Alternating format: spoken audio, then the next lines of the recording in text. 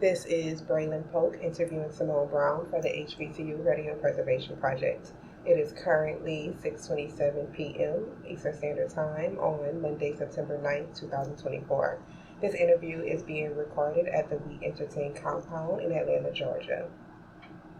Can you first start off by telling me your full name and your relationship to the radio station at Savannah State University?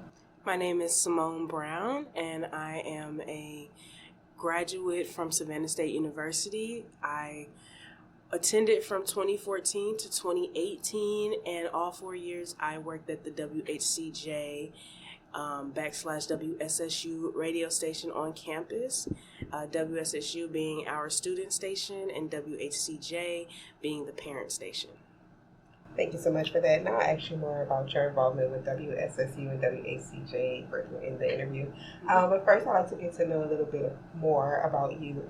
Can you first tell me when and where you were born, if you don't mind? I was born in Decatur, Georgia on August 13th, 1996. I am a Leo baby. I have a unique birthing story. I was born at home. My mom didn't realize that I was coming. She thought she had to use the restroom, and it turned out it was me.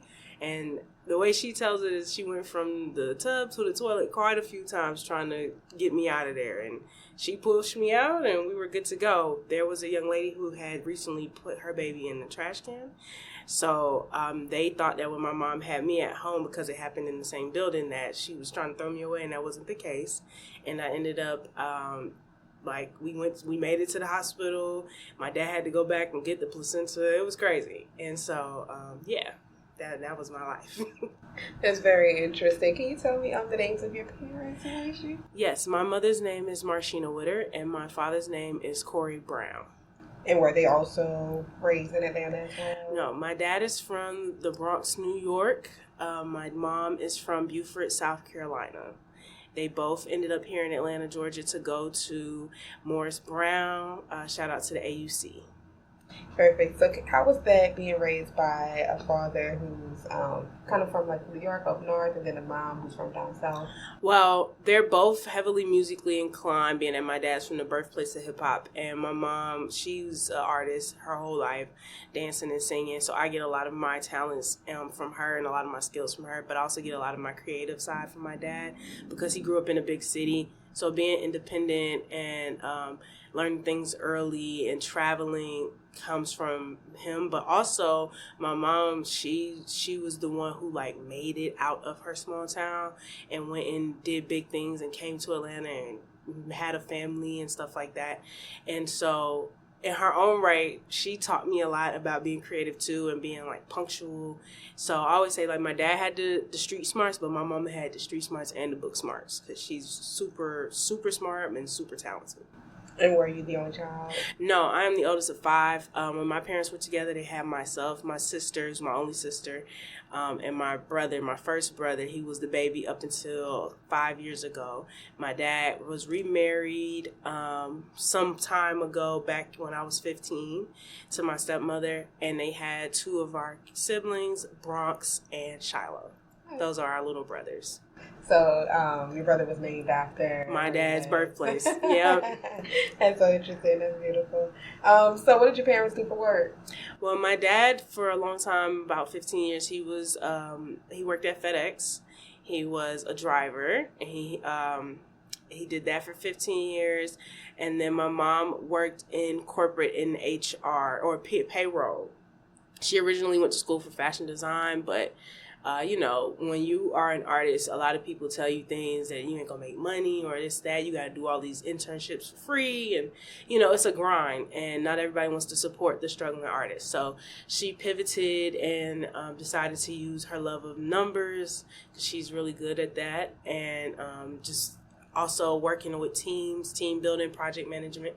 And so she pivoted into HR and payroll work. Now she's a payroll manager. My dad ended up getting his CDL license after leaving FedEx, and he did some work in transpo and production, TV and film production.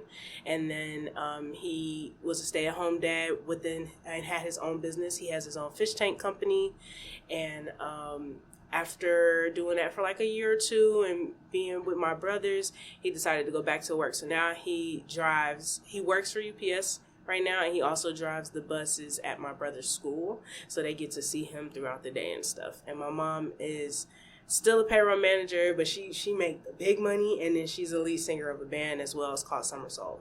Oh, so they still kind of keeping that creative side. Yeah, they both, like, all of us are entrepreneurs.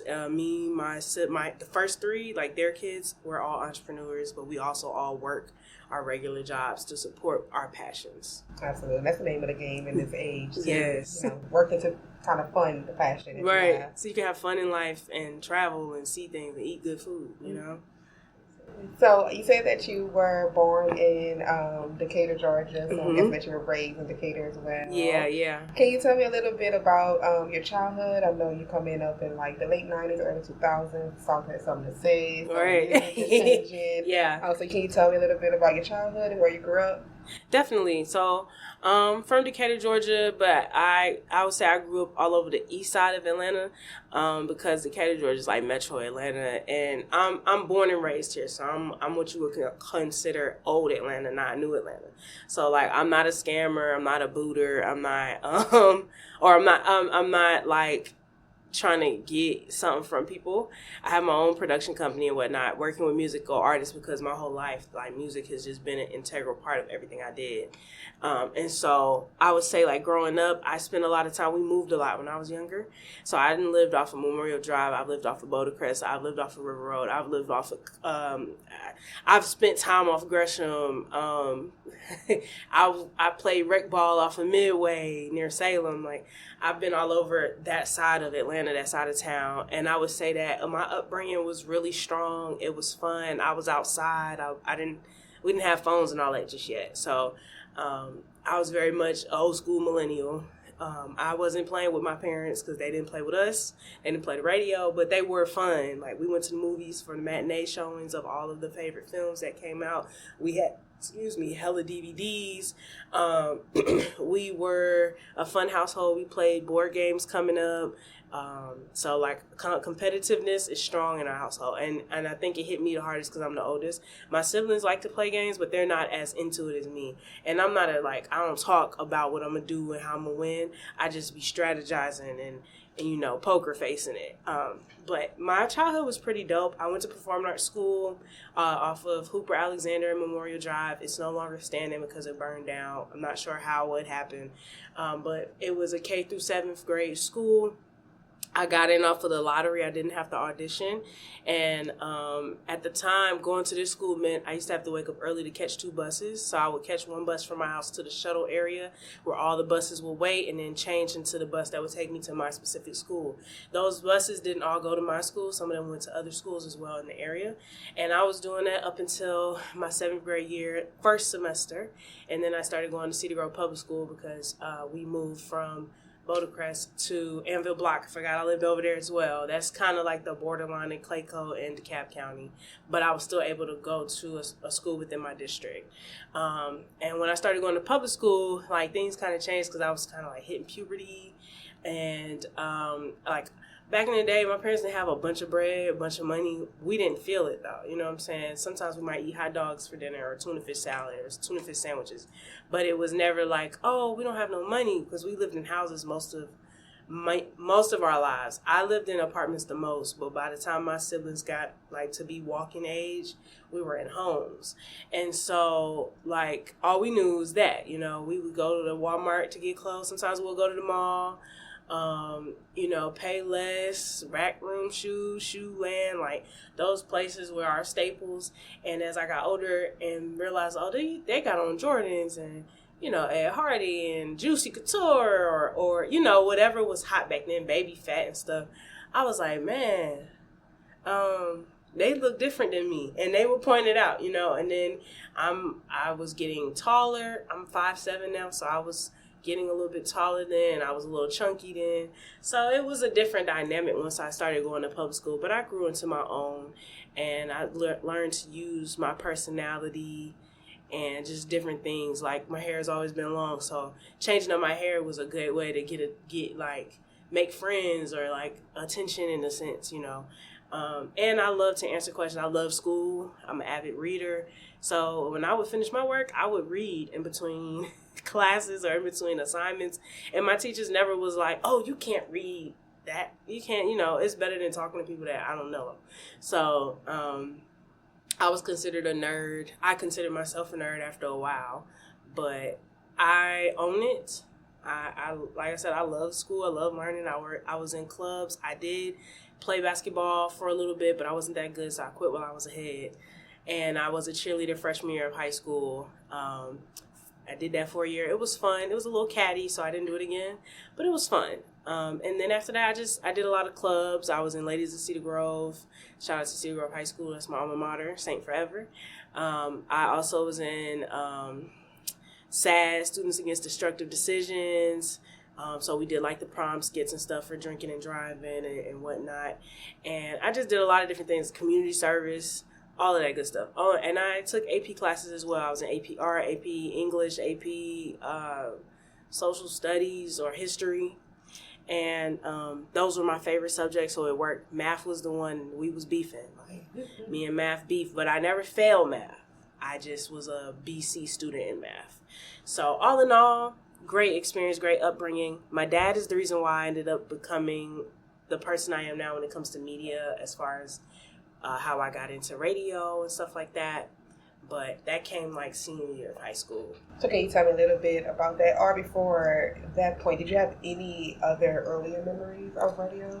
Well, of course, growing up in Atlanta, the radio stations were hot. Like Hot 107.9, B103. I was Mrs. Hot 107.9 in my household. Every song that came on the radio, I knew the songs word for word, front to back. I would sing songs as a child, didn't know the words, but I'm singing it like I know the words, humming along.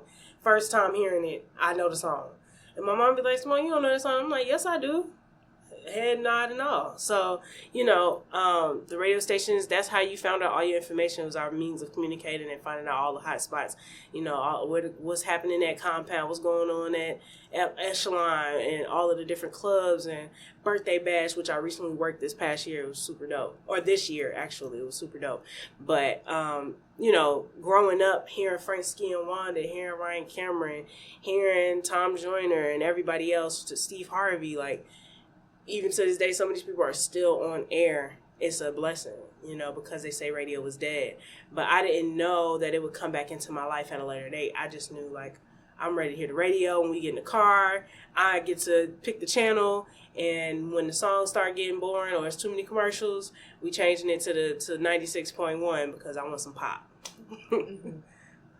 Yeah, I'm more new to Atlanta, but the stations that you named and the people you named, I still hear them on the radio to this day. So yeah. You do have a point where you said, like, they have longevity within the Atlanta radio industry. Yeah, that scene. Actually, it's funny. I interviewed to be a part of, I would want to say, the promotion team. I didn't get it, of course, but to be there at post-college graduation, I just thought, ooh, I got my degree, I got experience, I'm about to go out here and be on air. That's not how it goes. It's not what happens. But it's cool that to this day I have friends, mentees that I actually mentored in college at WSSU who are now working in these big stations that I've been listening to my whole life. So for me, it's an accomplishment. I made it even though I'm not on air. Absolutely. And we'll talk about a little bit about mentorship later in the interview as well. But you mentioned that your father had a lot of influence as far as, like, your decision to be in radio. Mm-hmm. Can you tell me a little bit more about that experience? So my first love is dance. I wanted to go to Juilliard and be the choreographer, but I was being told, like, oh, you wouldn't make no money and things like that. And then also, like I said, I was chunky as a kid. I was small at the time when I first had that dream, but as I got older and people started pointing out my size, I became self-conscious about it. Really, I was just growing. When I look at pictures of myself, I'm like, you wasn't big, but I digress. So I moved forward. I never stopped loving dance. I did shy away from doing it in public because self-conscious about weight. But nowadays, it doesn't matter. As we can see, social media has killed that dream or killed that narrative that you have to look a certain way to be able to do certain things, because a lot of plus-size people that's light on their feet and can move. So shout out to them. But I also love to cook, so I said, okay, let's do culinary arts school. I love cooking for families. I'm gonna start off as a short order cook. Again, you're not gonna make no money. And as a millennial, if you're a millennial, you know that it was pushed for us to get our education, and go to school so you can get the degree, so you can get the job, so you can get the money. That was the pipeline. So boom, senior year is coming up. I'm trying to figure out applying to schools. I've taken all the tests. I got my GPA. I got all of the classes and community service hours and everything. But what school am I going to go to? My dad was like, why don't you go to school for communications? You love to talk. Use your voice. I started doing my research, and I was like, okay, communications, I can do this, that, and the third. Oh, radio. Oh. So I started a Blog Talk Radio account. Blog Talk Radio, you can do it for free for 30 minutes, or you could pay for the subscription, just like your Audibles and all of that good stuff. I would go there after I would get online. All I needed was a phone and a tablet. I had that. I would log in and I would put up my link on the board at the end of class, have people follow me, call in, and people would actually call in. Sometimes it would be my parents, and that was just them supporting, and I would play music. I had a little playlist that I would create from like different CDs. I would make playlists off of those CDs and mix them up. And I didn't know what I was doing, but I knew what the radio sounded like when I listened to it. So I would have a talk segment and music segment. And I've kept that same formula all throughout. My show was called Chopping It Up with Modern Movement, and or Modern Movement Chopping It Up. And my name was Modern at the time. And I ended up taking that same show format to WSSU. So my uncle took me to a HBCU college fair. I came across Savannah State, and they were telling me how their communications program was the #1 in the state of Georgia. And I was like, I want to go here. I want to go to HBCU. I wanted to go to Morris Brown. My parents actually did not want me to go to HBCU because of their own experience, but I pushed against it, and I'm glad I did, and I graduated, and I'm here now. So, yeah. So tell me about your first time going to Savannah State University. Like, what was that like? I know you said you wanted to go to HBCU, so how was that experience? I know it's not the AUC, which you may have. That's okay, though. But... So, right, I'm from a big city going to a smaller city, but I loved it because my parents at the time were going through a divorce or had went through a divorce. But it still drama and tension there, and so it was cool to be able to be away, and it was far enough away from me to where I felt like you had to call me first. You couldn't just pop up. Plus, if I went to the AUC, I would have stayed home. I didn't want to stay at home. I wanted to have that full college experience, not be so far away that if there's an emergency I can't make it. Plus, I have family in Savannah. My family's right across the bridge in Beaufort, South Carolina on my mom's side, and then I have some of my family members that actually live in Savannah. So it's great. Like, weekends, I could go see my grandma, hang out with her, get my nails done, eat good food. Good. If you ain't never had you some pecans or peaches out the country, you are missing out. Fresh grown, pick it up off the side of the highway and go about your business. It was a great time. If I wanted to see other family members, my uncles and stuff, my great uncles, they would have me come over. I'm taking home plates of food, and they had a garage with 2 deep freezers. I had every juice, snack I didn't want for anything. And when you're a broke college student because you're full time, I tried the working thing. I almost failed one of my classes and had to quit. Made some good money, but had to quit. So I was like, yeah, no, this isn't going to work for me. It was great to have family around, but not necessarily my immediate family, who I spent all my years with. It helped me learn a sense of independence. I learned how to ride the bus down there, not just the student bus, but the actual bus system. I learned downtown Savannah and how you're really walking in a square. You're not really lost. You just should keep going left 3 times or go right 3 times, and you'll end up right back in the same place on the opposite side. I learned that, it's different places where you can work. There's some that are a little more extra than others. And I learned how to make friends. I learned how to be on my own and not feel lonely. But at the same time, I learned what I like and don't like. I still love going to the library, so I would do that. And Savannah has a huge library with it's circular. It's a super dope place to go and chill and kick it. I had a teacher named Ms. Bennett. She was one of my favorite teachers. She went to Georgia Southern. She always said the library was a place to be. So I took that with me, even though I wasn't at Georgia Southern. I'm 45 minutes away in Savannah. I'm going to make the library my place to be. The food was good. It's HBCU. We had fried chicken Fridays, fried fish Fridays, fried chicken Wednesday. You put on your Sunday's best. You go to your classes. But when it's time to eat at the caf, everybody and their mom was there. I didn't start skipping fried chicken Wednesdays until senior year. That's a long time to be eating fried chicken every Wednesday. I'm just saying. But it was a good time. And then Savannah State, WSSU, WCJ, I almost didn't do the radio because somebody that I know who's like my cousin, they told me that you had to be a certain age, not age, but like you had to be in a certain year to be on the radio. I guess that they changed it. They opened it up. And so when one of my friends saw the flyer and sent me the picture and said, hey, I know you said you was interested. I just saw this flyer. You should go check it out. And I told myself, if I get on, I'm only going to do this because when you're in college, they say you should join everything. You won't have no time, especially like band majors. They have no time. Athletes, they have no time. Like I paid attention to different things in different groups. So I said, okay, I at one point wanted to be Greek. You got to make time for all of that stuff. But I was like, if I could just do radio, I'll be okay. And it actually turned into me doing so many different things within the radio sector. So I'm not mad at that decision. I went there to WSSU, and I remember it was Jeremy, DJ Loudpack, Ken. She's all of these people like were upperclassmen, maybe sophomore, juniors. One was a senior, I believe, and they made us feel comfortable and stuff, gave us the tour, told us what we could be possibly doing if we were chosen. And then at the end, we had the audition. And we went into the little student radio area, the WSSU room, where you would record your episodes, and they wanted you to do a drop. And I made sure to go last. So when they was moving through the room, I would like slide out of the way. I wasn't nervous. I just was like, I want to go last. So I let everybody do their thing. Then I did mine. And they were like, oh, you was quiet, but you not quiet. And I made it. So from that moment, I said, I'm going to learn everything I can so that I can better the station. And I learned how nobody knew where the station was. They didn't know we had a radio station. I was like, we're on the HBCU campus. Growing up, reading different books, hearing different stories, the radio stations, and the media kids, like that's how you got your information. And I'm like, why don't y'all know what this is?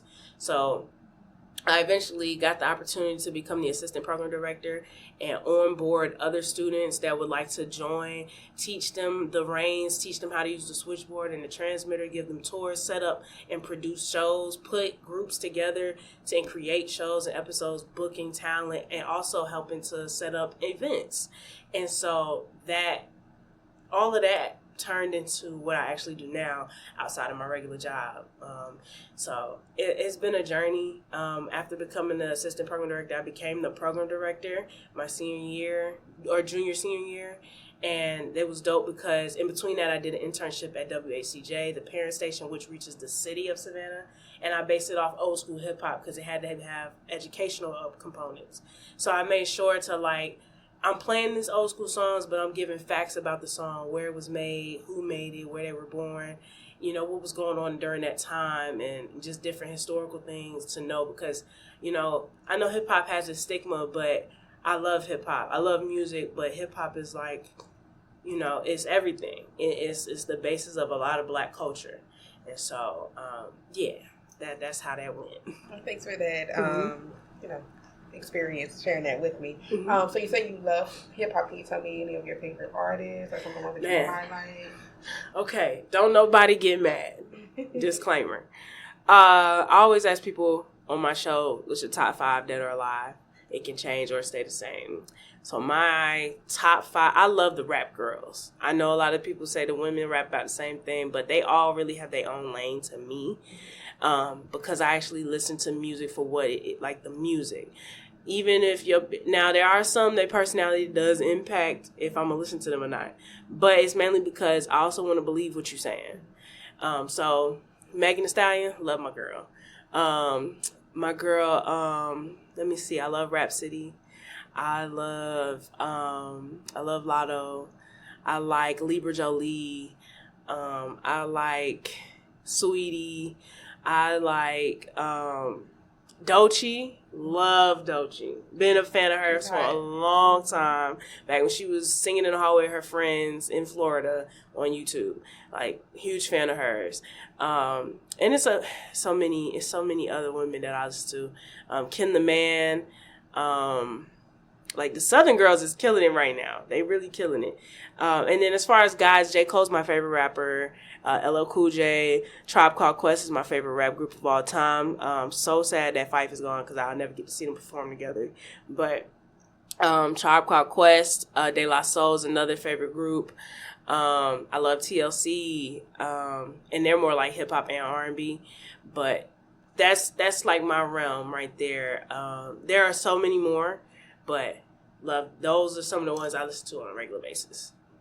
Thank you. Yeah, I'm a huge De La Soul fan. Usually I wear the shirt with like all three of them on it. Yeah. Usually I wear that shirt and all the time people are like, "Oh, it's so cool," and I got it from the thrift store. So yeah, I need to get me one. Yeah, it's a great find. But back to this. So as far as I know you said that WSSU, that was the student station. Mm-hmm. At what point in your college career did you come into WSSU? Freshman year, and I was a part of WSSU basically the whole time, even though at one point I was no longer on air because I had also, and shout out to Miss Grace Curry, she was basically my mentor. She runs and operates the station. She was who Mr. Carter was at one point. She is him now. And she taught me the ropes of how to like the political side of things. So when we want to set up events, all of the things with the paperwork and that side of things, learning how to work all of the transmitters, taking care of the studio, making sure nobody brought food or drinks in there, making sure not just anybody walking in any kind of way, make sure there's always somebody at the front desk, there's always something playing on there. She taught me the important things, and we really practiced like what they call that NPR type style radio. The music segment thing, it was something that we did, but there were like music hours versus a show that was geared around music. So I think that when I became the program director, I actually revamped the whole station and made it fun and made it more similar to regular style radio that you hear, FM radio, but kept those NPR elements as well because it was important that you know how to create a show. You know, you have listeners, you have an audience. It's not all about the music. You want to have good talking points. You don't want to ramble. You don't want to have any call to actions because they can go against the FCC radio rules, which is something that we learned. We had the book, like very integral part in my journey when it comes to just using my voice and learning how to communicate in different mediums. I did that, and I want to say I didn't come off air till senior. So senior year, I did the internship with WCJ. That's when I was on air. That's when I was on air with WCJ. But during that time, I was also still the program director for WSSU. So I did all of these things at the same time.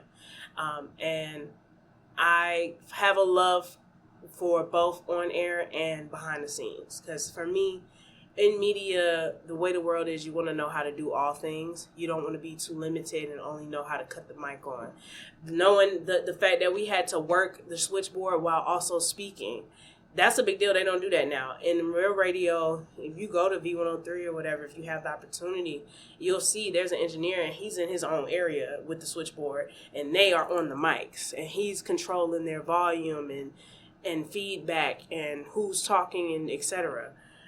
But they are making sure they follow whatever their producer laid out for them. But with WSSU, you were the producer, you were the engineer, you were the on-air talent. So it gives you the skills that you need to really break out into radio if you wanted to. With that being said, I always told my mentees, like, you're not going to start as an on-air talent. You're going to have to start as something, street promotions, a producer or engineer, and learning these skills will get you a job that can get your foot in the door. And I was just going to ask you, what was your training process like? But you just mentioned that you had to pretty much, learn the ins and outs of radio, not just being an on-air voice, which I think that a lot of people, there's a misconception there when it comes to radio that everything is like you, the mic, and talking. Yeah.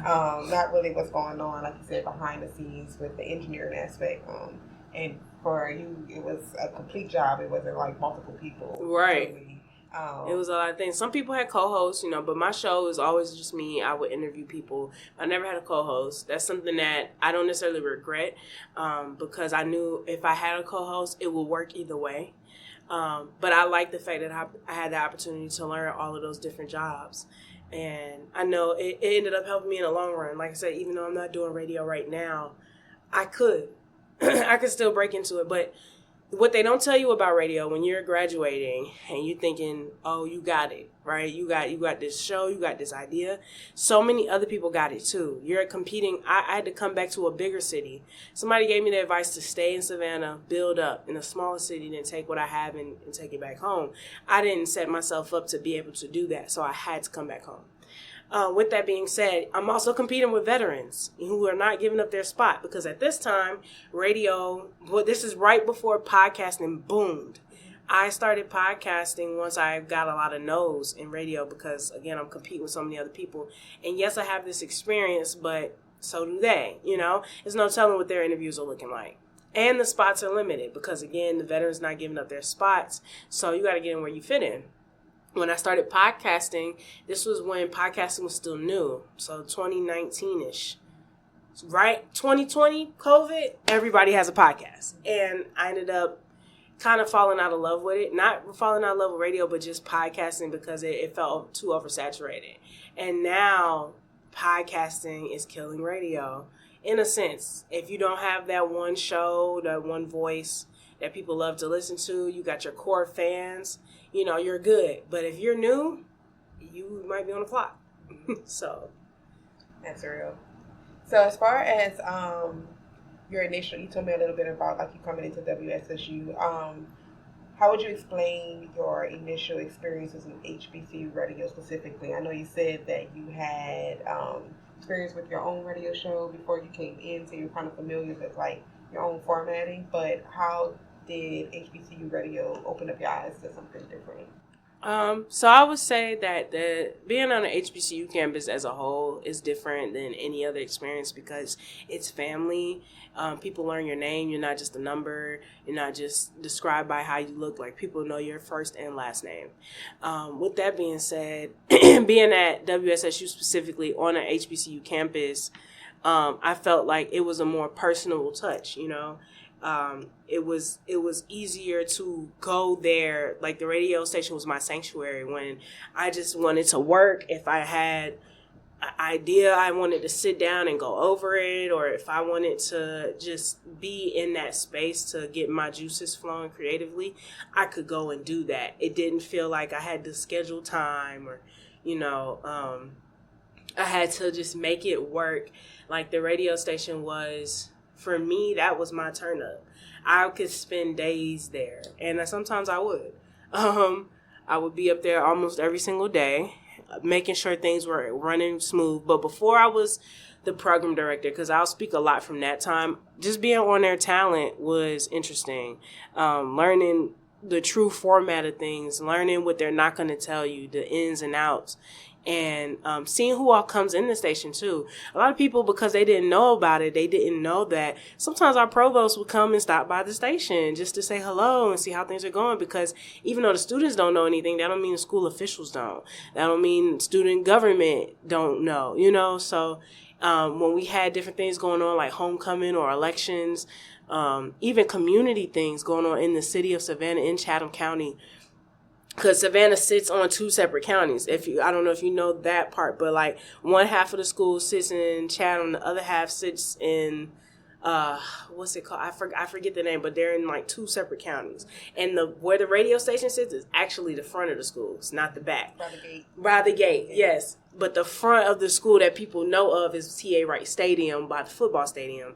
That's actually the back of the school. So, just some quick little tidbits, but Savannah State radio station, I can describe it by just like, it's a good feeling of community there. You're going to learn and you're going to retain that knowledge. You should have fun. I don't know who's in charge right now, but I would hope that if it's anybody that came up with me or that taught me, you should be having fun. You're going to learn the fundamentals, but you're also going to have a chance to showcase what you can do with that. I didn't just keep us strictly just on air. I made sure we had events. I made sure we did pop-up shops where we wanted to see all of the student-owned businesses. We highlighted them. We had a movie night. We did a poetry open mic night. I used the radio station as a way to connect with the students so that they would know we exist. We are here for them. We are about our community. It was a big deal when I was there. It was a big deal. Well, hopefully they continued, that legacy. Yeah, legacy yes. that you left there. Absolutely. So your show before, like you said that you were on air with WSSU for about 3 years. Can you tell me the name of your show? So the name of my show was Modern Movement. I dropped the Chopping It Up from high school and just kept it as Modern Movement because there were 2 other girls who had a show called Chopping It Up. So I said, okay, we're going to drop that. So before I was Cool Kid, I was Modern. And that part of my life seems like it was so long ago. But that radio is the reason why I have Instagram. I didn't have Instagram when everybody else did in high school because parents, and being the oldest, you're the mistake. You go through all the mistakes. Like my siblings had Instagram before I did. And I was like, and then it was, you can get one, but I didn't want it because it felt like I had missed the moment, So like some of my friends from high school are just now following me because we just had our 10-year reunion. And they're like, I didn't know you was on Instagram. What's your Instagram? So it taught me, I had to learn how to use Instagram. I had to learn how to advertise on there and promote myself. The radio station made me be sociable as a freshman in a new place, new school, new people. Nobody knows me. And, I wasn't the baddest of the bad because that's the thing. You at HBCU, you got to step, you got to dress, you got to look good every day, or they will talk about you. And there's no shade to HBCUs or my alma mater. I love us for real. I just know the real deal. And I mean, not saying that I didn't wear my sweatpants and my big t-shirts because I did. There's some days like I'm not doing it today, y'all. I'm sorry. And I didn't spend my refund check on stuff. I was holding it. I was stretching that thing till November because I needed to go home and get some more money first. But so WSSU made it to where I had to go out and talk to people. If I want to be able to interview folks, I got to go book that interview. I gotta go to, and I would do things like I was an A&R. I would go to open mics that other communities and organizations were hosting, and I would poach like, I want to interview you on my show, or you do this, I'm on the radio, and different things like that. So I utilized it, and it worked for me. When I was on air and I was Modern, for that hour, I enjoyed myself. I would write my show. I had a notebook or 2 full of how I would set up my shows. So I'm like, okay, I had my opening announcements, and then I would have the meat, like the what we gonna get into today, what's our topics for the day, and I had it in different segments. So it was, what were my segments? So there was I'm gonna tell you the segment like talking to you about the things that no one wants to talk about. That's not the name of it, but that was the gist of things. That was the talk segment. The music hour would be like 3 or 4 songs depending on length. You couldn't have no more than that because your music couldn't be over 10 minutes long, because it was really about learning how to use your voice. Because people think when it's just you, it's easy. It's easier with a co-host. I love a good challenge, and I think that's part of the reason why I didn't have a co-host and opted not to, because I wanted to see what I could do, just me. And I did it for 3 years, to the point where it was like second nature. When I first learned how to work the mic and stuff, you got to be careful. You don't want to say nothing crazy. You don't want to be cussing. You shouldn't, because the station could get in trouble. So that never happened to me. But before I was booking artists, I was learning how to be an on-air talent. It's more to it than just cutting the mic on and start speaking, and a lot of people think that's all it is. I even trained somebody that worked on the radio. He was a DJ in Savannah. What's the Savannah station? 90.3 or something like that. They worked there, but had to come to us to get training. So I'm like, well, that's pretty cool if you already working in the radio station, but you got to come to us to get the training. I thought I was doing something. I was like, I'm a teacher now. I am no longer the student, but yes, good times. And I think that kind of speaks to some people going to radio without having like that formal training. Mm-hmm. You've spoken to some people who they've said like, I got into radio because somebody told me I had the voice. But I had to learn everything when I got in because I didn't have the training. You're right. Fundamentals will always be the building blocks for your foundation. You can never get around it. If you don't do it in the beginning, you're going to have to do it in the middle. And you don't want to get to the end. Well, you won't make it to the end without the fundamentals. Somebody will stop you in your tracks. That's a word. That is a word. Mm-hmm. So as far as your listenership, can you tell me like how was the student reception to WSSU? I know it's a student station for Savannah State, but were students like well received? Well, okay, so WSSU's radius only reached a certain amount of range. So I think anything outside the circle, it started getting sketchy right after Tiger Express. So if you know Savannah State's campus, there the circle I'm talking about is where all the freshman dorms were. That's the front of the school that everybody thinks is the back. And on the circle, going out there's two gates you can go out of on the circle. The gate that is closest to TA was that right hall. There is a small little house to your right, and then to the left you see the satellite tower. That's where the radio station is. And it used to be a house that someone lived in, one of our presidents, I believe, but it was transformed into the radio station. And you didn't know, a lot of kids, like I said, they didn't know what it was.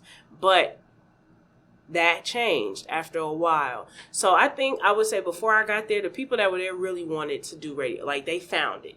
They went and looked for it, same way I did. So when I got there, it was known, but it wasn't widely known the way the U is known. Like, we know exactly where that is. We know what's going on. We're going to the U today to see what's happening. You know, it was where everybody congregates at. Versus like the radio station was like, we got a radio station? That was how it was. But as I grew, it really is all about awareness. And they would tell us when we were training and when they were preparing us to go on air, like, hey, because we didn't just like make it after the auditions and then you're on air. Mm-hmm. We had training. You had to get you had to get your show in order. They would ask you questions like, what you going to talk about, this, that, and the third. And one thing they told me that I kept with me and told my mentees, you don't want to be like the Shade Room. And we just use that as an example because it's widely known, pop culture situation. But everybody's already doing that. How can you stand out?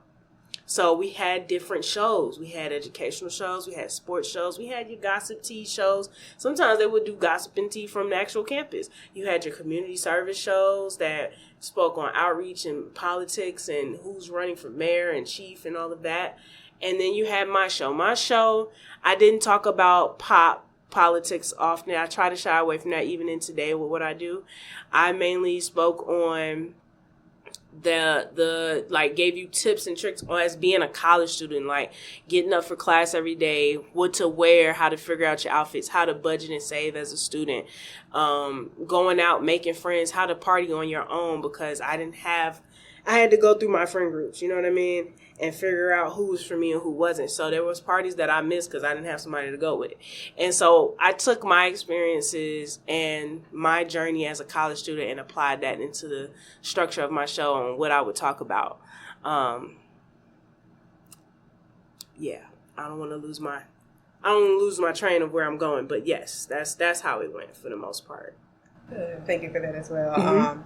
And I know that you said that, you know, you don't want to be at the shade room. I think that's another thing, too, that people feel like if it's not pop culture, then nobody's going to listen to it. Exactly. And it's like, well, if everybody's talking about the same thing, why would they come to you when they can just go to the shade room? Exactly. What are you bringing to the table that's going to make them listen? And that was what WSSU did for a lot of us. It made you find your uniqueness and your niche and stand in it and then stand out in it as well. Because, you know, it's a million water companies, but why do you drink Dasani, or not, Dasani's nasty, but why don't you drink why Dasani? don't you? Right. Why are you drinking this alkaline brand, but not this regular mineral water? Or what makes Fiji so good? Because all these waters have different prices, different ingredients. I don't know how you have different ingredients for water, but they do. And they're thriving. It's hella tissue companies. They're thriving. Candy. So much chocolate in the world, I couldn't even name them all. But they are making their money. So, everybody has to find their way. Absolutely. So what type of techniques did you use to kind of speak to a broader audience, and how did you use those techniques to kind of mentor those who came after you? Well, I use my gift of gab and my public speaking skills. I like to talk to people and breaking the ice. I think because I'm the oldest child and I had to be the voice for my siblings when they would like, oh, I want this, they asking me, and I got to go ask whoever's in charge.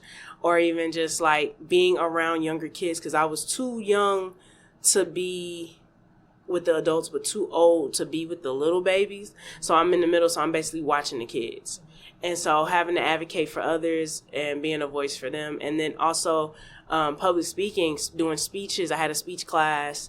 So learning that, learning how to talk on the fly. I'm really good at like, what you need, give me a topic, give me the question. Okay, I got you. And I can speak, and I can give you intelligent conversation in that moment. That's not a brag. That's something I've perfected over the years, because you never know who's going to ask you what. The 30-second resume is something that I learned. That's one of my techniques. I learned that in college. They told us like, when you are, because I always knew I never had a dream job. I always knew I wanted to work for myself eventually, to the point where I could retire early. That's the goal. So they always told us, like, in my major, you want to have your 30-second resume ready. So when you shake that person's hand, from the moment you shake their hand, your 30 seconds is about to start. And you don't want to be too long-winded. I talk a lot, obviously, y'all. And I had to learn how to be concise. Even with my papers, I write great papers, but it's too many words. And that was my critique every single time. Like, I love what you said right here, but you could say it like this without saying all of this. And so learning how to keep it short, sweet, and simple, learning how to make sure I hit my main points, learning how to slow it down, because I can talk fast and sometimes I'm jumbling my words. Those things helped me, and then I was able to take that and help my mentees as well and give them the knowledge that I learned. Practicing outside of the days that you're scheduled to do your show is another big help. That's why I said I spent time at the radio station, and I made sure they also took time to come up there and volunteer and sit at the front desk and answer the phone and set up the new schedule and put a CD in, learn how to, and continuously do it, because the more you do something and repeat it, repetition is knowledge. And now you know it off second nature. Okay, I'm going to the radio station, I'm going to check on things. I'm going to see what's playing, see if the light is on, don't go inside, and just learning to have integrity for your workplace, being professional, come in here in your pajamas, come in here looking like somebody, because somebody might come in here that is somebody. All of those things matter. Absolutely. So looking at HBCU radio, then when you were involved at WSSU and WCJ, and then I'm not sure if you trying to follow up or keep up with what they're doing now. Oh, I did. Mm-hmm. Well, then that makes sense. So that is great. My next question: how do you feel that HBCU radio, specifically pertaining to those two stations, have changed since you have been there? They turned down a little bit. I was told that they are not as active. They're more about teaching the students, which is great. You know what I'm saying? I feel like what I did can be done again. I always wanted to go. Okay, so when I got into radio, I wanted to take what I learned and what I built from it. And part of what I wanted to do once I graduated and started my own business, my own production company, was to revamp other HBCU radio stations, because the way I think is radio is one of our first forms of communication. And when you're Black, at a certain time in life, you had to secretly communicate with each other. And radio is one of the ways we did it. We had to get our news that way, because they weren't going to tell us we was free. So I felt like it was something that was needed, and it could connect us all. So when we have games against each other, where homecoming is happening, different elections and community events, we could swap that information and connect and even grow like a media powerhouse. That was my line of thinking. But from what I hear, they are currently just, focusing on teaching kids the fundamentals, not necessarily going live on air. WSCJ is still growing strong. I still follow the pages. I still see the posts. They're doing really good. And they do keep up with what's going on campus and the media. There was recently a protest because they were trying to get rid of our art program, or not the art program, but the theatrical program. And I grew up there with people who were in those programs who wanted to be actors. So when we had to create our short stories and our short films, those were the people we was having be in our videos. So I'm definitely keeping up and trying to see what's going on. When I was there, they tried to get rid of our African American program, and I protested right along with everybody else. It was peaceful, but we was not letting it happen. There have been a lot of things that I can remember. I can remember them trying to buy Savannah State and merge it with that other school that's down there, that Armstrong. We wasn't having it, protests. So that's what I mean. Like, it's not just about the pop culture events, but like real live what's happening in your communities around you, because you might end up living in that city. You want to know who's who, what's what, who's your mayor, who's your chief of staff, who the judges that sit on the bench. All of those things, they matter. And I'm glad that I got to be a part of like some really pivotal moments just from being at the station. And it took up a lot more time than I assumed it would. So I'm glad I didn't do anything else. Yeah, I know how they can kind of, not to say be overwhelming, but how they can kind of overshadow other things. Yes. Something that you're passionate about. Exactly. Because once you get into your major classes and you get up into your senior year, you got to write a dissertation that's 20 plus pages. Who has the time? And shout out to my people that was able to cross and do Greek life and was in all the different clubs and athletes and band majors. I love them, but I couldn't have done it. It's not for everybody. No. For sure. So I know that you mentioned like there are protests on campus. Is that something that you all were allowed to kind of talk about on the station? I know that there's certain compliances that you have to abide by, all right. Yeah, but was that something that they allowed you all to kind of use your voice to kind of bring that to the forefront? It is an HBCU campus, and most HBCU campuses are the center of like resistance for certain, things. So, yeah. Was that something that you all were able to kind of include, or refrain from? We did, but we didn't. So it was, we would talk about both sides. We stay neutral. That was the main thing. Do not pick a side. You stay neutral on whatever is going on, but provide the facts, lead with facts. That was the thing, period. If you were going on air and you were talking about anything that's happening, that's a current event, you want to lead with your facts, anything current, or even historical events. Lead with your facts. You don't want to be so heavily opinionated, because a lot of I feel, I this, I that doesn't go over well with the masses. And you're not really getting a point across. You're just talking about your feelings. So that was one of the ways that we were able to talk about things without it coming off as if we know everything about the situation, or we're picking this person's side and we're sticking with it. It wasn't like that. It was, yes, we could talk about this, but let's do it from an objective point of view. And that's with my field as well. You want to be as unbiased as possible. Yes. So that, like you said, it don't fall back on you, Some blow up, they going to say, oh, well, they said, and now they're saying you incited a riot or something. Right, You want to stay away from that. You want to definitely stay away from that, especially when you have certain rules and regulations you have to follow. Mm-hmm. And again, our provost might be listening to this show. Yeah. You don't want to have any issues that get shut down. You want to be able to keep the stations up for the kids that want to learn, because that's what it's about mainly. You're in college to learn, but it's life lessons everywhere. Thank you for that. I was just going to ask you, what are some of the lessons that you learned while working with WCJ and WSSU outside of just radio? It can be anything, life lessons, any type of lessons that you learned while you were there. I learned that when it comes to the things that you say and the things that you do, it has to be word is bond. Like, they have to align, they have to match, it has to go hand in hand. You can't say, I want to be on air talent, but then say, I don't feel like coming up there to put the CD in the slot, so that there is not white noise playing during any time that we are on air. Because when that transmitter clicks on for the day, it's on. And even if we don't have a show for that slot hour, you still need to have something planned, you know? I learned that you have to trust yourself and trust others, but you also have to choose right. If you know you want to interview somebody, but they are flaky every time they come to class, even if they are very prolific and powerful when they decide to show up and they speak and they you know, y'all are engaging in conversations with your professor and it's going well. If that person is always late, why would you choose to interview them when you only have an hour? Mm-hmm. You know? I also learned that it's good to have multiple hats on, because troubleshooting is a big part of any type or style of production. Troubleshooting is going to be your best friend. If you're somebody that can solve problems and you provide solutions instead of adding to the problem, you're going to go far. You're going to do very well, because you're an asset than a liability. So definitely just some of the lessons I learned that I carry with me to this day. And also being a student always. I remain a student. You are never unteachable. If you are unteachable, you need to leave the room you're in, because everybody in there, you're smarter than everybody.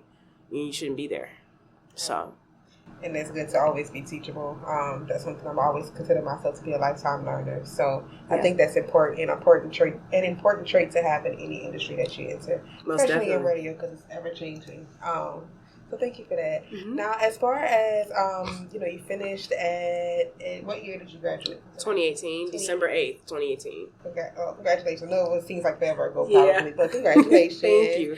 You're welcome. So, what came next for you after you finished with school? I know you said that you had these ambitions that you would just go straight into radio, which I think that most of us, when we finish college, we have these ideas that we're going to enter into the field, right, and not realizing how cutthroat the field can kind of be. So can you tell me about your experiences once you finished at Savannah State? Definitely. So my degree is in mass communications is a bachelor's in mass communications with a concentration in TV and radio, or film, or whatever you want to call it. But I currently am not in radio, but I am still in my field. I've always been actually in my field, because mass comm is the umbrella. And there's so many different things you could do under that realm. I personally do prefer to work in the entertainment sector, because that is where my passions lie. But there was a point where I worked in the corporate side. I'll get into that. But when I first graduated, I did a few interviews. I got a lot of no's. Sometimes I didn't get a call at all. And everybody's looking at you like, oh, you graduated college within 4 years, that you're the first in the family to do it in a long time. What are you going to do next? Right? It's like my parents didn't finish because they had me and then my siblings. But my mom went back years later. When I'm right around the time I graduated, she's graduating as well. And my mom now has 3 degrees. She has her bachelor's and she has 2 master's degrees. My dad didn't finish, but as with college, it doesn't necessarily mean you're not smart because you didn't finish. And so, everybody's all eyes on you. And one thing one of my mentors gave me, her name's Nicole. She also works at the radio to this day, I believe, currently. Shout out to Nicole. She told me that when you graduate, it is just going to be you and yourself, and that's it. And you have to learn how to deal with you. Not you and so-and-so, you and your mama, you and your sister, you and your dad. Like, it's just you. And I didn't understand what she meant at first, but I kept that statement with me. And when I started going through a slight depression of, like, trying to figure myself out, not having any money, I did, like, daycare. I was getting paid every day, but it was, like, $9 an hour. After taking a Lyft there and back, because I didn't have a car or a license, I made maybe $100 a week, maybe. And so imagine that when you're trying to have a good time in the world. I'm still kind of having to lean on my parents. And my background is in food, right? So I worked at the IHOP up the street from the school. Craziest job I ever had. That's the job that almost had me fail in my class. Said I gotta go. I was serving, and I worked the night shift. The overnight shift, because IHOP is 24 hours. So I would go into work at like 9 o'clock. I wasn't getting off till 6 in the morning. Gotta go to class maybe like a couple hours later. Wasn't like I was super tired, but there would be times like if I had my late class, I would have my late class, get out of class, and go straight to work. I hadn't eaten nothing yet. or I might stop at the Tiger Express because the caf is closed early. The U is open late, but I don't want that today. And the Tiger Express is right across from the class. So I might stop over there, grab something real fast, eat that on the way to my dorm. And then, thank goodness, my job was 5 minutes from school. But it was different. And so when daycare wasn't working, I was getting sick and I was tired of watching certain kids, parents not have their back, I was like, okay, I got to go because I'm getting too passionate about this and this isn't what I want to do. Right. And I went back to serving and bartending. So I started off serving at a seafood and steakhouse. It's really popular. It's really good food. Can't even lie. If you've never been, you're missing out. And so I worked there, and within 3 months, they moved me up to bartender. I've always excelled in most of my jobs. Again, not a brag. I work hard. I take anything that's making me money, I take it seriously. Right? We all want to get paid. So I did my job. But in food, you got to be careful with being all you can be because you will get used. You will get used up, and other people will have you doing their side work along with the manager, and things like that. So I had to learn how to kind of balance it out and stop caring about it too much and keep what I want to do at the forefront. In the middle of that, 2019, between March and May, I started my brand Cool Kid Production, which is a multimedia production company that provides a platform where independent up-and-coming artists can showcase their talent. Like I said, radio wasn't doing it for me, and I wanted to be in my field really bad. I didn't want to do food forever because I'm like, this is not what I went to school for, and I got to pay this money back, so we got to do something. So, as I mentioned before, the goal was to work for myself. And so I said, okay, I may not have the plan or the business model or scales and projections and graphs, but I got Instagram. And on Instagram, I promote it. You can drop videos. You can do whatever. So I created me a account with this company where you can record your podcast and stuff for free. I forgot the name of it. I apologize. But I started that, and I think everybody was using that at one point. It's something .fm. I think it's is it Audible? It's not Audible. Anchor. Anchor.fm. That's what I used. And I had my Instagram account. I started a second page. Even though my personal account wasn't like the biggest account, I said, okay, we just going to start a second page and grow that organically. And I recently just hit 640 followers. Oh, congratulations. Thank you. I celebrate every win. It's been 5 years, and I organically grew my following. So I said, well, of course there were breaks off social media in between that, different things, life happening. But now we're almost 6 years in, and I feel like so far so good, I started that, but then I got the call to work at Tyler Perry Studios. That was my first production job. I work in TV and film currently. And I went from doing multiple shows under him, because if you don't know, he shoots a different way than regular big studio production shoot. He shoots rapidly. So I have worked on a lot of shows, House of Pain, different seasons, Young Dylan, and Assisted Living, a couple different seasons. He's a big chunk of my resume, and I do appreciate the opportunities that I had there because it catapulted my career. I also had the opportunity to work at BET. I've also had the opportunity to work for Disney multiple times, and I currently work for Disney right now as an asset coordinator. And I'm tracking basically all of the iconic pieces that we have. Everything that's over a certain amount of money, I have to keep track of it, along with accounting, along with all of the departments. It's a cool job. It's my first coordinator job. Before that, I was an environmental steward, making sure that we keep ourselves as green as possible, recycling, compost, all of that good stuff. And I've just been learning the ins and outs. I try to take a lot of my knowledge and apply it to my business. And although my business is still small, we're still growing. I've been fortunate enough to have an event almost every single year.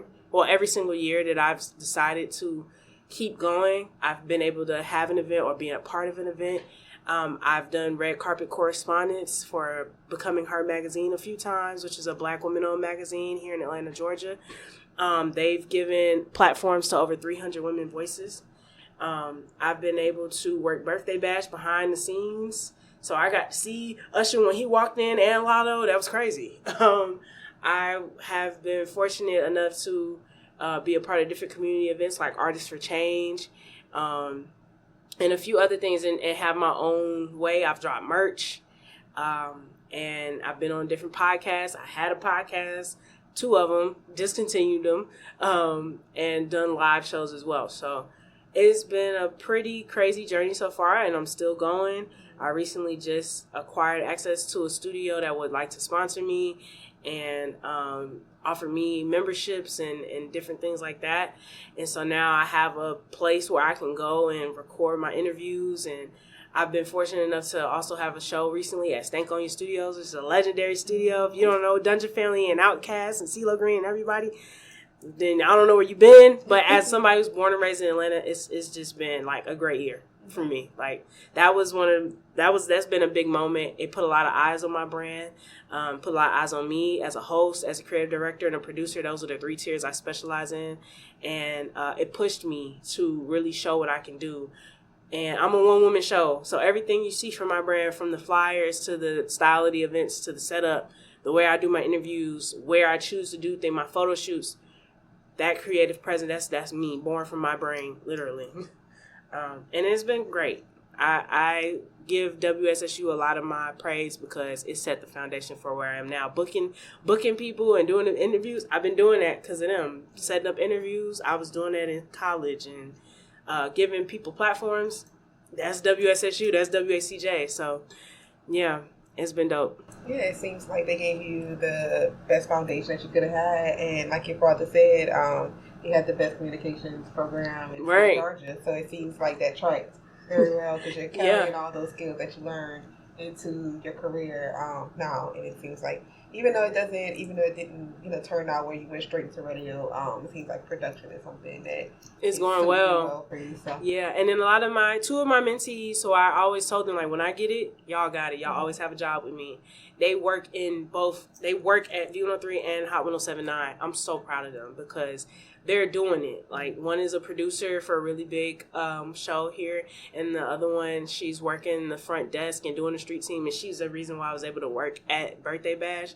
And I'm so, like, I big them up all the time. They always give me the praise, but I'm like, y'all did that. Y'all did a great job. I don't do nothing but brag on them because they work hard and they understood all of the lessons I taught them, and then they also learned their own, and they took it and made it their own, you know? So that's beautiful, and I love that you were able to continue that legacy of mentorship that I'm pretty sure you got from WCJ and WSSU. So thank you for that. Mm-hmm. Now, given all of that experience that you had at both stations, and as well as your own outside endeavors before coming into those stations, how would you define Black radio? I would define Black radio as informative, comedic, musically inclined, and a staple in the community, a forever staple in our communities. It is something that you can't get rid of. I don't care how much they say radio is dead. If all the Wi-Fi in the world left today, you still got radio waves. So, like, the airwaves and stuff, it never dies. It just is reborn in different ways. Podcasting is nothing but radio without a filter, without FCC rules. That's all it is. And all y'all talk about the same thing anyway. So, but Black radio is part of our culture, it's part of our voice. And I feel like it's here to stay, no matter what. It's going to persevere, and it's going to continue to be something that can give you those fundamental tools that you need to survive in the communications world. Whether you're doing entertainment, whether you're marketing or PR, all of those things. You can do all those things in a radio station. You can learn all those jobs, budgeting, all of that at a radio station.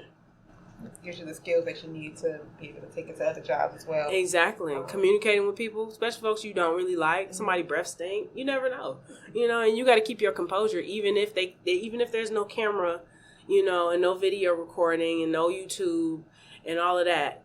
That personality has to show. It's harder for people to feel you when it's just you and the mic. But that's what makes it so great, and that's what you can't lose that. That's forever here. So given your definition of what Black radio is, and then in turn applying that to your experience as an HBCU radio worker, what would you say is your most proudest accomplishment while being in that realm? Being able to bring more awareness to the station. We had our listeners went up from the time that I started on air to the time that I became the program director.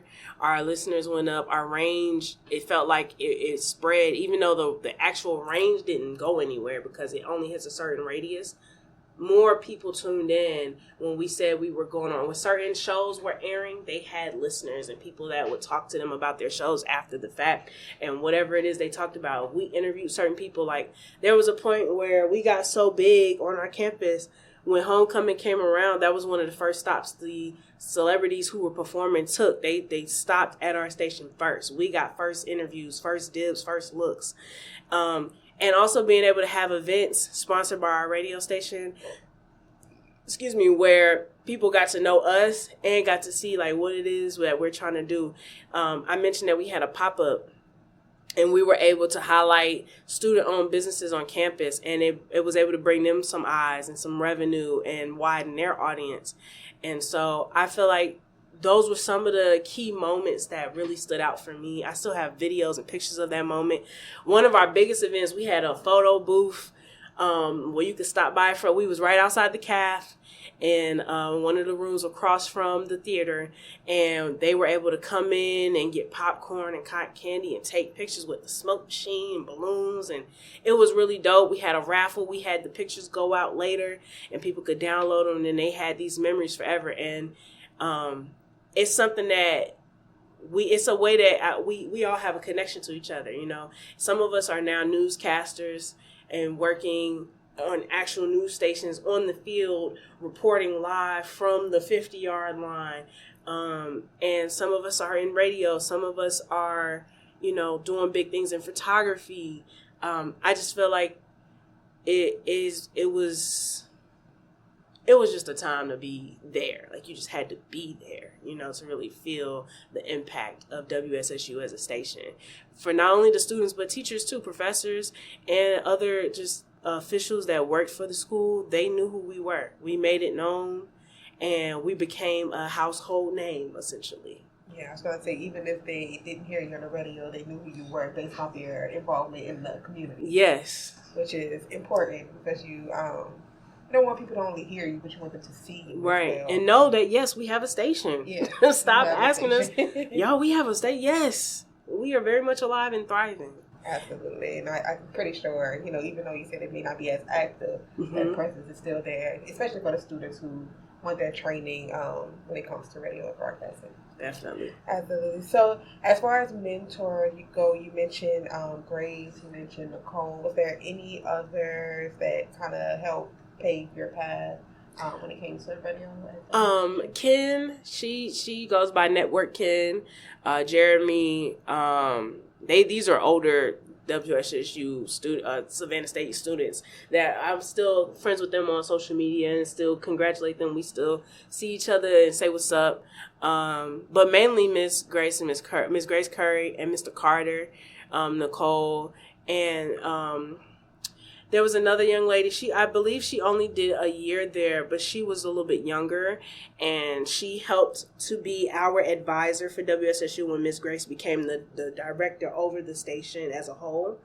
And she was a really dope person. She actually linked me with her sister-in-law, who's a therapist, and they were a part of my dissertation. I did my as a mass comm student, we had to pick the way we were going to present our papers and our points.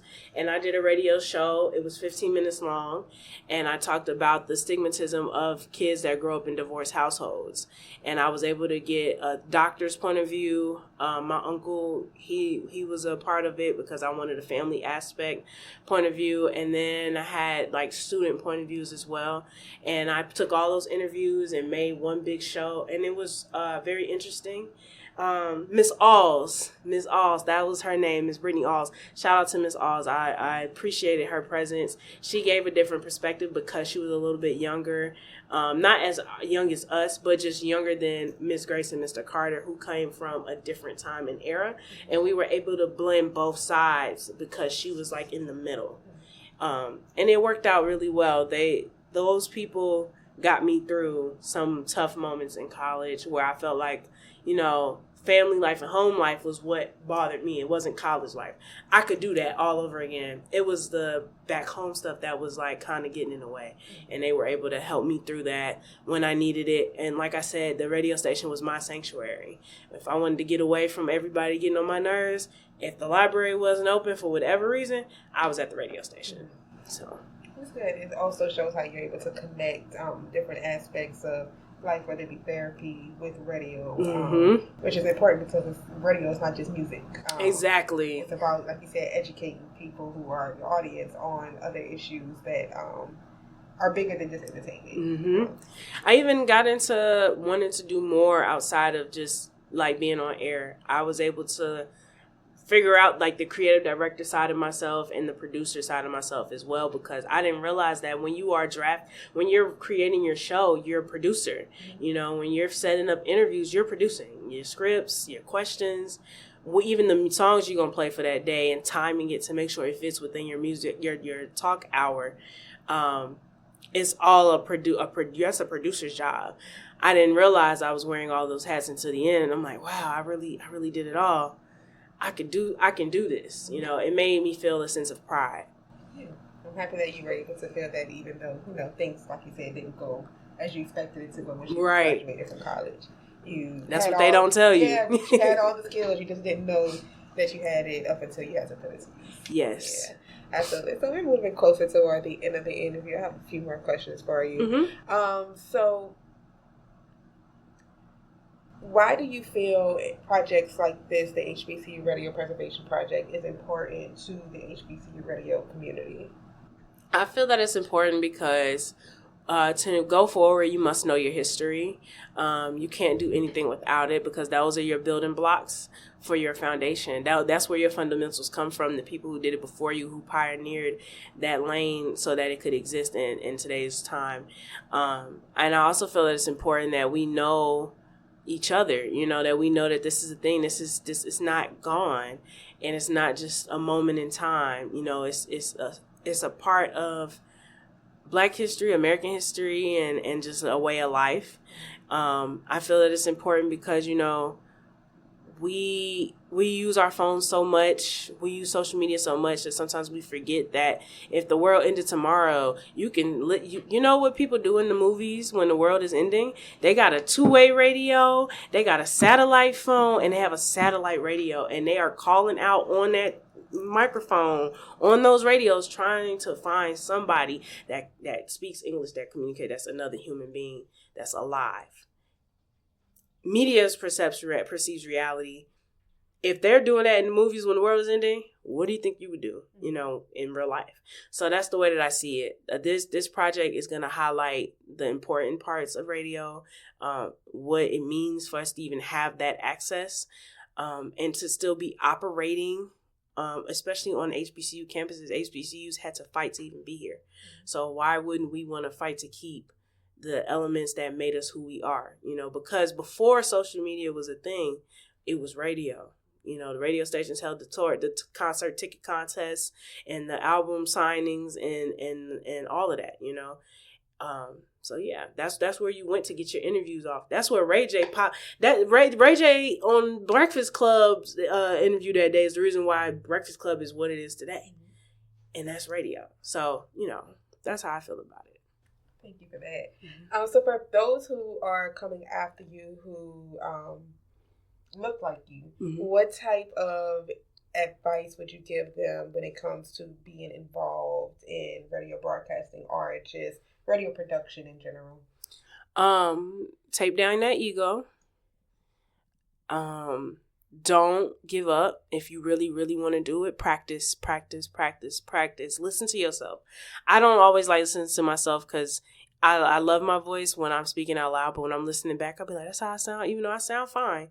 But, self-critique is a thing, but don't over-criticize yourself. Give yourself grace. There's room for improvement always. Again, remain a student. Always be teachable. You don't know everything, and that's okay. Be okay with that being okay. And then I would also say get to know everybody that's around you and get to know new people too.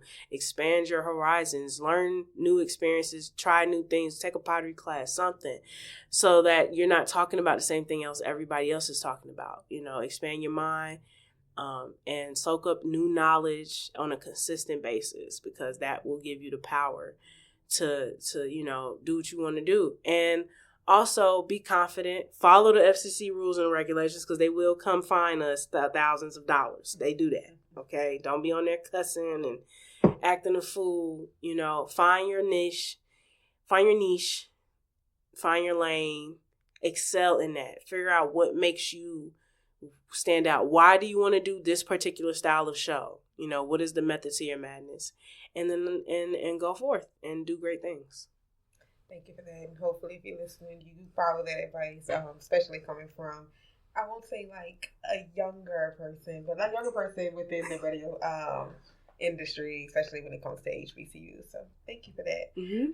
So last question, or actually, I have another question. Mm-hmm. This is a new one. So probably could have asked you earlier, but I'll ask you now. Given everything that you talked about today and your experiences outside of what you may have talked about, what would you say gives your life meaning? Oh, man, that's a heavy one. Well, one thing about me, I love a good time. I love bringing people together. I like entertaining people. That's why I love cooking for big families and making people laugh. And when I walk in the room, the party is starting. Shout out and rest in peace to my boy, Rich Homie Quan. When I feel like the man when I walk through is a true thing. And I want other people to feel that way too. That's why I created my platform and my brand, Cool Kid Production, because I'm like, okay, mainstream already got their platforms, but there's so much good music out here, so many dope artists, and they standing out on their own, but they need a platform to get eyes and listeners on them. I can do that. I can bring people together. I can make people listen to you. People like me, they'll like you because I ain't going to lie about it. I ain't going to promote nothing that I don't like. And if I like it, 10 other people like it too. And then they got 10 people that might like it, and so on and so forth. So what brings me that joy is just knowing that one, God gave me the breath and the talents and the skills to be able to wake up every day, God willing, and continue to grow and continue to be myself and bring others into my world and show them how I get down, how I do things. I love a good party, and I don't hold, it's rules at my parties now. We don't hold the wall, we don't hold our phones, we don't hold our breath, we leave the drama at home. So that means we ain't standing around, we dancing. We ain't on social media. I got a videographer and a photographer in here. You don't need to take all them pictures. Enjoy yourself. We ain't gonna hold our breath. Go talk to that man, go talk to that woman, engage. And then leave the drama, because I will put you out. Absolutely. That's how I get down. And that's how you should get down. You want to be in the moment and having a good time. Yes. I'm a little bit old school. Some people say I should get out of that, but I feel like that's what makes me stand out. Yeah, and it should. Like you said, it's more about being present and not, being so engulfed in what's going on in the virtual world. Definitely. So I appreciate that. All right. So is there anything that was not mentioned in this interview that you want to add, or anyone that you want to shout out? I want to say shout out to 2 Benji. I want to say shout out to Lanija Hubert, a.k.a. Shazam, 2 Y's, 2 M's. Shout out to C. Faith, Xavier, Randolph. I want to say shout out to Miss Grace Curry and Mr. Carter for helping shape me into who I am today. Shout out to my parents. Thank y'all for making me. And my siblings for also helping to shape me as well as a big sister. I'm also a mentor. I'm a part of I Am Girl Greatness mentorship program. Shout out to them. I get to help mentor young girls. And I'm a big sister, so that's great. I continue to sharpen those skills. And it helps me to make sure I'm living by what I say and practicing what I preach. And learning lessons the right way, not the hard way, so that I can teach others. And shout out to Savannah State University. I love my alma mater. I love my SSU, Big Blue, Big Orange. Let's win this homecoming game because I will be down there this year. And just shout out to you, Breighlynn. Thank you so much for asking me to be a part of this program and this project. I love my cup. I use it every day. And I'm just thankful that this is something that is even happening. And you kind of just, this project really sparked my love for radio again, even though it's never like I left it, but having to put it down for a while. I haven't been in a radio station in a minute. So when I get the opportunity to be in those spaces with people who understand the importance of it, it kind of makes my heart smile. So I'm thankful and I'm appreciative, and I can't wait to see how far this goes. I'm excited to see what you guys do with it. Thank you, and just want to give a special shout out to you as well, Simone, Thank for you. participating in this interview twice, and just being willing and being open to share your story with us. Definitely. Thank you again.